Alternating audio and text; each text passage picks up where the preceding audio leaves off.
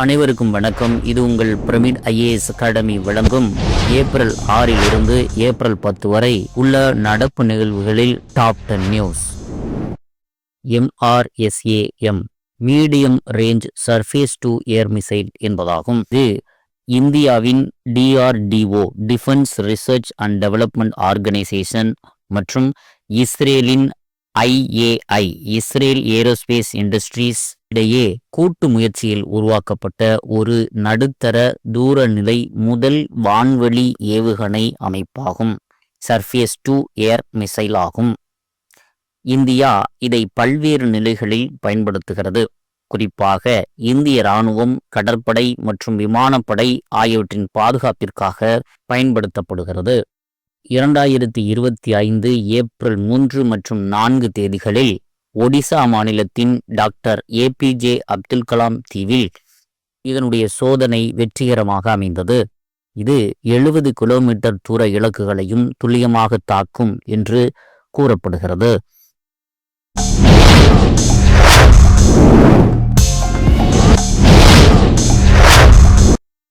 புதிய பாம்பன் ரயில் பாலம் இந்தியாவின் முதல் செங்குத்து தூக்கு கடல் பாலமாகும். இது 2025 ஏப்ரல் 6 அன்று பிரதமர் நரேந்திர மோடி அவர்களால் திறந்து வைக்கப்பட்டது. இதனுடைய நீளம் 2.08 கிலோமீட்டர் ஆகும்.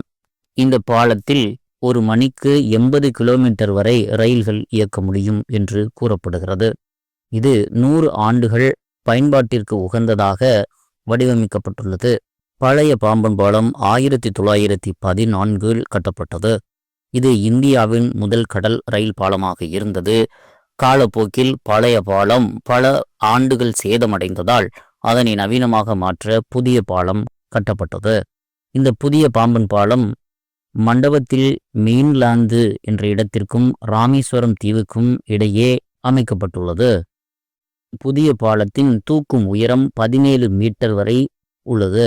பழைய பாலத்தில் தூக்கும் உயரம் 1.5 மீட்டரிலிருந்து 2 மீட்டர் வரை இருந்தது.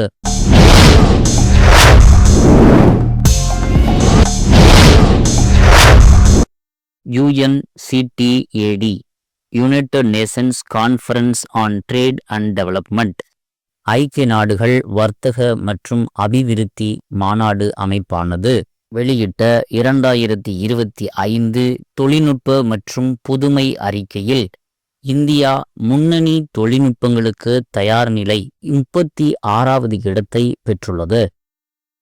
இது 2022 48வது இடத்தில் இருந்தது. தற்போது முக்கிய முன்னேற்றமாக பார்க்கப்படுகிறது.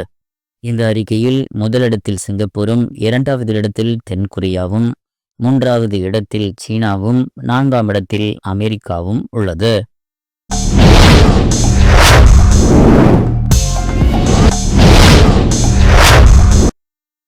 இலங்கை மித்ர விபூஷண என்பது இலங்கை அரசாங்கத்தால் வெளிநாட்டு தலைவர்களுக்கு வழங்கப்படும் உயரிய விருதாகும். இந்த விருது இலங்கை மக்களுடன் நட்புறவு மற்றும் ஒற்றுமையை வலுப்படுத்தும் விதமாக நாட்டிற்கு வழங்கிய சிறப்பான மற்றும் குறிப்பிடத்தக்க சேவைகளுக்காக வழங்கப்படுகிறது. 2025ஆம் ஆண்டிற்கான இவ்விருதானது இந்திய பிரதமர் திரு நரேந்திர மோடி அவர்களுக்கு ஏப்ரல் 5 அன்று வழங்கப்பட்டது. இது ஒரு இந்திய தலைவருக்கு முதல் முறையாக வழங்கப்படுகிறது என்பது குறிப்பிடத்தக்கது. சமீபத்தில் மோடி அவர்கள் இலங்கைக்கு பயணம் சென்றிருந்தார். அதன் மூலம் இந்திய இலங்கை இடையே முக்கிய ஒப்பந்தங்கள் கையெழுத்தாகின. குறிப்பாக மீனவர்கள் பாதுகாப்பு, துறைமுக மேம்பாடு மற்றும் ஆற்றல் ஒத்துழைப்பு தொடர்பானவை குறிப்பிடத்தக்கது. மேலும் மாத்தளை சர்வதேச விமான நிலைய திட்டத்தில் இந்தியா முதலீடு செய்யப்படும் என்றும் அறிவிக்கப்பட்டுள்ளது. மேலும் அங்கு சென்றிருந்த போது இந்திய அரசால் கட்டிய மருத்துவமனை மற்றும் வீடு அமைப்பு திட்டங்கள் பிரதமர் அவர்களால் திறந்து வைக்கப்பட்டது. 2025ஆம் ஆண்டில் பிரதமர் மோடி அவர்களின் இலங்கை பயணமும் அவருக்கு வழங்கப்பட்ட மித்ர விபூஷண விருதும் இந்தியா இலங்கை உறவுகளில் ஒரு புதிய தொடக்கத்தை குறிக்கிறது.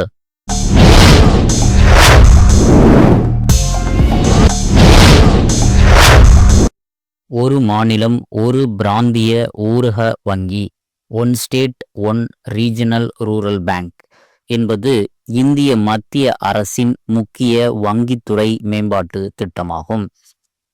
ரீஜினல் ரூரல் பேங்க் RRBs என்பவை ஒவ்வொரு மாநிலத்திலும் கிராமப்புறங்களில் நிதி சேவைகள் வழங்கும் வங்கிகள். தற்போது ஒரு மாநிலத்தில் பல RRBs செயல்பட்டு வருகின்றன. இந்த திட்டத்தின் நோக்கம் ஒரு மாநிலத்தில் இயங்கும் அனைத்து RRBகளையும் ஒன்றாக இணைத்து ஒரே வங்கியாக மாற்றுவது. இது நிதியமைச்சர் நிர்மலா சீதாராமன் அவர்கள் 2024-25 மத்திய பட்ஜெட் உரையில் அறிவிக்கப்பட்டது. இது குறிப்பாக நிர்வாகத்தை எளிமைப்படுத்துவதற்காக இந்த திட்டம் அறிவிக்கப்பட்டுள்ளது. தற்போது தமிழ்நாட்டில் 2 RRBs உள்ளன. இவை தமிழ்நாடு கிராம பேங்க் என்ற பெயரில் ஒன்றாக இணைக்கப்படும்.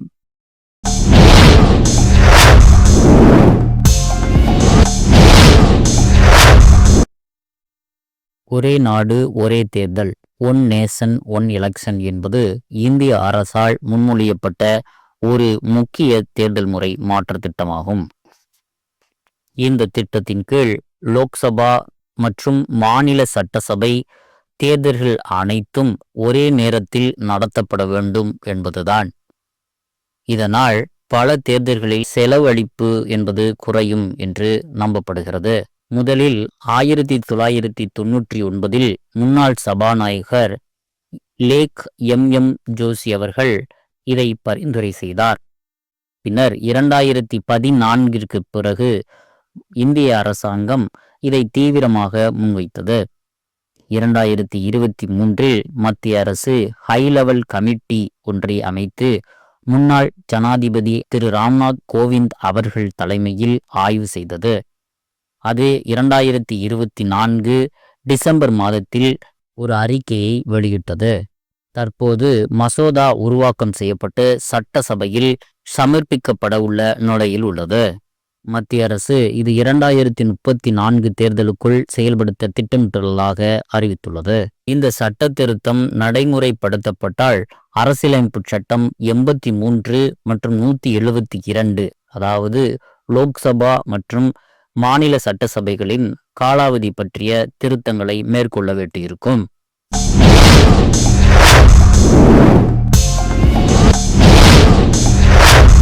இரண்டாயிரத்தி 24-25 நிதியாண்டில் தமிழ்நாட்டின் மொத்த உள்நாட்டு உற்பத்தி வளர்ச்சி விகிதம் 9.69% உள்ளது.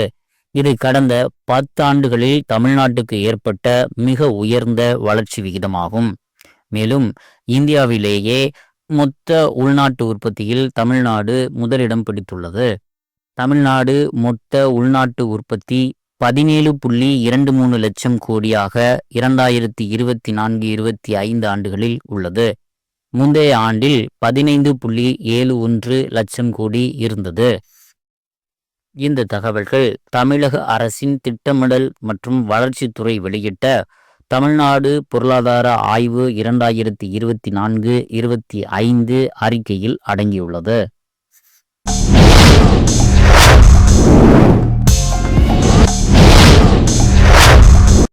தமிழ்நாடு சட்டப்பேரவையில் 2020 முதல் 2023 வரை நிறைவேற்றப்பட்ட 10 மசோதாக்கள் ஆளுநர் திரு RN ரவி அவர்களால் அனுமதி வழங்கப்படாமல் தாமதிக்கப்பட்டன. இந்த மசோதாக்களை 2023 நவம்பர் 18 அன்று சட்டப்பேரவை மீண்டும் நிறைவேற்றியது. 2025 ஏப்ரல் 8 அன்று இந்திய உச்சநீதிமன்றம் இந்த மசோதாக்களை ஆளுநர் தாமதித்தது சட்டவிரோதமானது என்று தீர்ப்பளித்து அவை ஆளுநரின் அனுமதி பெற்றதாக கருதப்பட வேண்டும் என்று அறிவித்தது. இந்த 10 மசோதாக்களும் பல்கலைக்கழகங்களில் துணைவேந்தர் நியமன அதிகாரத்தை ஆளுநரிடமிருந்து மாநில அரசுக்கு மாற்றுவதை நோக்கமாக கொண்டவை. இந்திய அரசியலமைப்பின் 200வது பிரிவு என்பது மாநில சட்டமன்றம் ஒரு மசோதாவை நிறைவேற்றிய பிறகு அதனை மாநில ஆளுநருக்கு அனுப்பும் நிலையில் தொடர்புடைய விதியாகும். இதன்படி ஆளுநருக்கு 4 தேர்வுகள் உள்ளன. 1, அந்த மசோதாவிற்கு அனுமதி வழங்கி சட்டமாக அமைக்கலாம். 2வது, மறுப்பு கூறி நிராகரிக்கலாம். 3, மீண்டும் பரிசீலனைக்காக சட்டமன்றத்திற்கு திருப்பி அனுப்பலாம். 4வது, குறிப்பிட்ட வகை மசோதாக்களுக்கு குடியரசுத் தலைவரின் பரிசீலனைக்காக அனுப்பலாம். இந்த செயற்பாடுகளில் எந்தவித கால வரையறையும் அரசியலமைப்பில் குறிப்பிடப்படவில்லை. இந்த தீர்ப்பின் மூலம் 200வது விதியில் நேரடியாக கால வரையறை இல்லாவிட்டாலும் நீதியின் ஆழ்மனதில் நேரத்தில் முடிவெடுக்க வேண்டிய கட்டாயத்தை கொண்டு வருகிறது. ஆளுநர் மசோதாவை நிரந்தரமாக நிலுவையில் வைத்திருப்பது அரசியலமைப்பின் ஒழுங்குக்கு எதிராகும் என்று கூறப்படுகிறது. அதேபோல் விதி 142 என்பது உச்ச நீதிமன்றத்திற்கு முழுமையான நீதி வழங்க எல்லை மீறிய சிறப்பு அதிகாரங்களை அளிக்கிறது. இது நீதி தாமதமாக கூடாது, மறுக்கப்படக்கூடாது என்பதற்கான சட்ட ஆதாரமாக கருதப்படுகிறது. இந்த விதியின் கீழ்தான் தற்போது உச்ச நீதிமன்றம் அந்த நிலுவையில் உள்ள 10 மசோதாக்களையும் ஒப்புதல் அளித்துள்ளது. ஏற்கனவே இந்த 142 பிரிவின் கீழ்தான் அயோத்தி தீர்ப்பு, ராஜீவ்காந்தி கொலை வழக்கு விடுதலை போன்றவை வழங்கப்பட்டது குறிப்பிடத்தக்கது.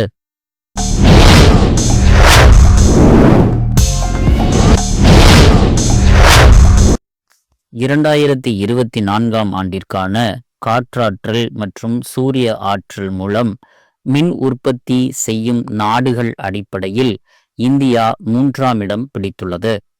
முதலிடத்தில் சீனாவும் 2ஆம் இடத்தில் அமெரிக்காவும் உள்ளது. இதை எம்பர் எனும் உலகளாவிய எரிசக்தி ஆய்வு அமைப்பு குளோபல் எனர்ஜி திங்க் டேங்க் வெளியிட்டுள்ளது.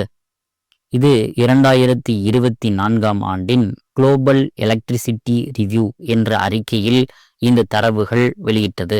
உலக அளவில் 2024ஆம் ஆண்டில் காற்றாற்றல் மற்றும் சூரிய ஆற்றல் மூலம் மின் உற்பத்தி 15% உயர்ந்துள்ளது. இது முந்தைய ஆண்டுகளை விட அதிக வளர்ச்சியை குறிக்கிறது.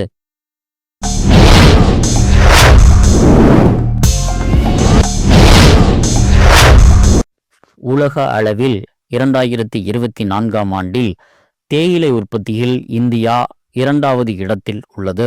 சீனா முதலிடத்திலும் உள்ளது.